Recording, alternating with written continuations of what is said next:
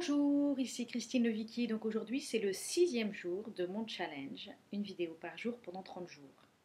Et je voudrais répondre à une conversation qui avait lieu ce matin sur les réseaux sociaux. Et cette conversation était autour du sujet: est-ce que la discipline a plus de valeur que le talent pour réussir? Qu'est-ce qui est plus important? Le focus, la discipline, cette capacité à rester concentré et à travailler, travailler, travailler ardemment jusqu'à temps qu'on obtienne le résultat qu'on cherche? Ou est-ce que c'est plutôt le talent, cette capacité à activer des choses qui sont en nous, ce que j'appellerais notre zone de génie, notre brillance? Finalement, des deux, est-ce qu'il y en a un qui est plus important? Alors je trouve que c'est une question très très intéressante. Je pense qu'en effet, toutes les grandes personnes qui ont réussi dans la vie ont fait preuve de discipline. Je pense que les Beatles ne seraient pas ce qu'ils sont aujourd'hui s'ils n'avaient pas répété, répété, répété, répété, répété, même tout en étant inconnus du monde entier. S'ils n'avaient pas fait tout ce travail de répétition, je pense qu'ils n'en seraient pas arrivés où ils sont aujourd'hui. De la même manière que Leonardo da Vinci ne serait pas aussi connu et un tel exemple d'innovation, de créativité et d'intelligence s'il n'avait pas travaillé, travaillé, travaillé et constamment essayé des nouvelles choses, d'améliorer. De la même manière, Edison n'aurait pas pu inventer l'électricité s'il n'avait pas accepté de faire des millions d'erreurs, s'il n'avait pas accepté de continuer à faire des expériences, à faire des essais et à tous les jours recommencer, recommencer, recommencer en tirant les leçons de ses échecs pour avancer sur son chemin et pour finalement arriver à l'invention de l'électricité.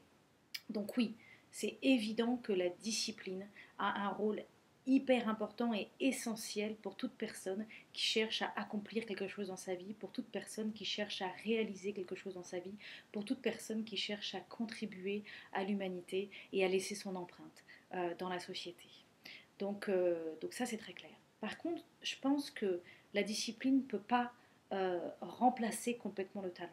Je pense que très souvent, on fait cette erreur dans notre vie professionnelle notamment, de se dire, voilà, j'ai des diplômes dans tel ou tel domaine, j'ai commencé ma carrière dans tel ou tel domaine, et je vais gravir les échelons, je vais gravir, gravir, gravir les échelons. Parfois, on atteint peut-être des plafonds de verre, parfois on atteint peut-être des impasses, mais on a cette hargne, on a cette niaque, et on veut continuer, continuer, continuer, continuer d'avancer. Mais très souvent dans cette quête de discipline, dans cette quête de détermination à continuer à avancer, on peut faire l'erreur ou on peut se retrouver un jour à prendre conscience qu'on s'est oublié. On a oublié qui on est, on a tellement cherché à rentrer dans un rôle, à rentrer dans un moule et à monter, monter, monter pour grandir et pour avoir la réussite, qu'au final on a oublié qui on est.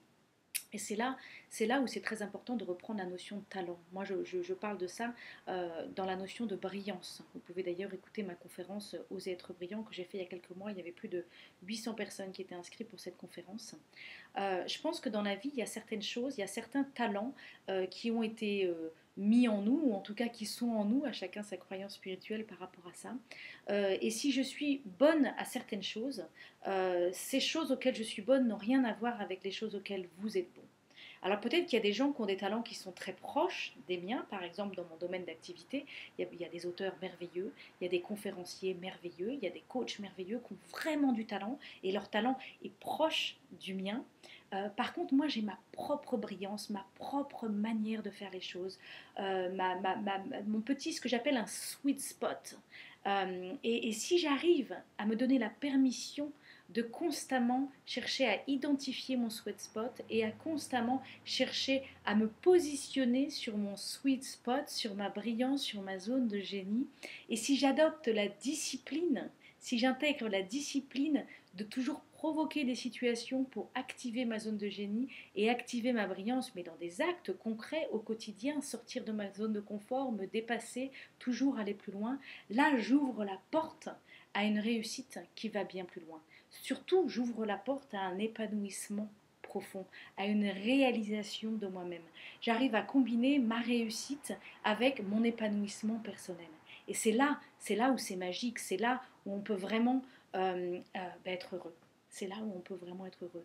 Donc moi, ma conclusion, qui est peut-être un peu banale, mais c'est la mienne, c'est qu'en fait, il faut absolument combiner la discipline avec notre zone de génie, avec notre talent. Et c'est là où la magie opère. C'est là où c'est merveilleux.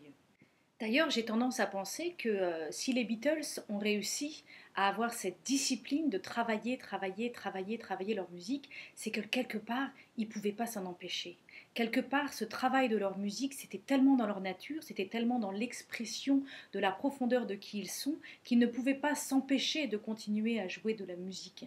Je pense que Mozart, quand il s'est mis au piano et qu'il a pratiqué, pratiqué, pratiqué son piano dès le plus jeune âge, je pense qu'une part de lui ne pouvait pas s'empêcher de se mettre sur le piano et de jouer cette musique. Je pense il était dans cette phase où il combinait effectivement une discipline extrême de travailler, travailler, travailler, mais quelque part il activait une nature profonde qui était au fond de lui. Donc j'espère que ce sujet vous a parlé, je pourrais parler pendant des heures là-dessus. D'ailleurs, je développe ce sujet dans mon prochain livre Wake Up qui va sortir le 1er avril. Mais ça sera tout pour aujourd'hui. Je vous dis au revoir et à demain.